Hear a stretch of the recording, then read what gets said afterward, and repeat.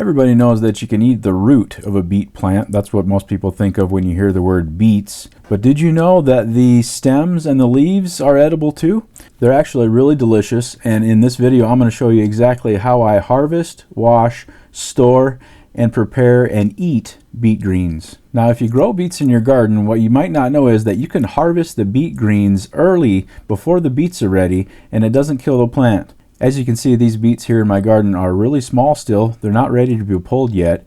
However, there's lots of stems and greens here that could be harvested. What you can do is just harvest some of these stems and leaves off of these beets right now, and just leave a few on there and the plants will be just fine. It won't kill the plants to just harvest a few of them. And I'm just going to use a garden shears here and harvest 2 or 3 stems off of each beet, leaving the majority of the stems in place for the plant to continue to grow. I like to snip those off an inch or 2 above the beet, and then I'll put those leaf first into a bucket here, and that'll help with washing them, which I'll show you later on. But as you can see here, I'm just going down my row of beets, just picking through there, finding all the nice looking leaves that look tasty, and just picking, maybe 2 or 3 off of each little plant. It doesn't take long before I've got a bucket load of beet greens here, and the next step is to wash them. Now, I don't think you really need to have a food safe bucket for this part, but I do. I just happen to have a food safe bucket, so that's what I'm using. I think the more important thing is that you have a clean bucket. And if you're going to wash greens like this in a bucket, I would just go get a brand new bucket. They only cost a few bucks, and just dedicate that as your vegetable washing bucket.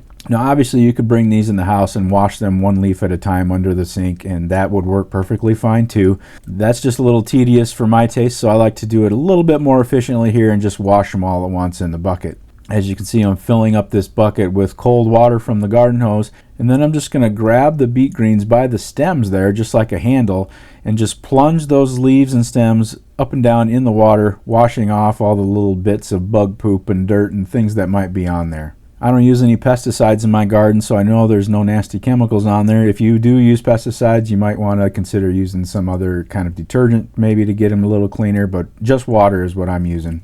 As you can see, the first run, there's a lot of little particles that came off of those leaves, not too bad. And then I'm going to just go ahead and dump that out and do that same cycle over again. I usually do this cycle about 3 times, and that ends up getting them pretty clean. Not sparkling clean, but clean enough for my taste. And as you can see by the 3rd time, the water is pretty clear. There's just a few little blades of grass in there, not too much. And then I'm going to give these greens a really good shake, back and forth, up and down, shake off as much water as I possibly can before we head into the kitchen. In the kitchen, I'm going to lay out a cotton dish towel on the counter there and just pull those beet greens out and lay them out a little bit. Then I'm going to grab a second dish towel and just kind of lay it on top, kind of pressing down, moving it around, just grabbing as many of those water droplets as I can. And I'll spread them out and kind of dab a little bit more here and there with the towel. They don't need to be perfectly dry. I would say just try to get the bulk of the water off, but they certainly don't need to be perfectly dry. And at this point, I like to separate the stems from the leaves. All I'm going to do is lay a cutting board underneath there and just give them a chop with a big knife. I'll put the stems in a Ziploc bag, sealed up. Those will store nicely in the fridge until I'm ready to cook and eat those. The leaves are also going to go into a gallon Ziploc bag. I just jam them in there. They can be jammed in there pretty tightly, and they'll still store well. Now, to reduce the moisture just a little bit, I'm just going to take a dry paper towel and stuff it into the bag along with the greens.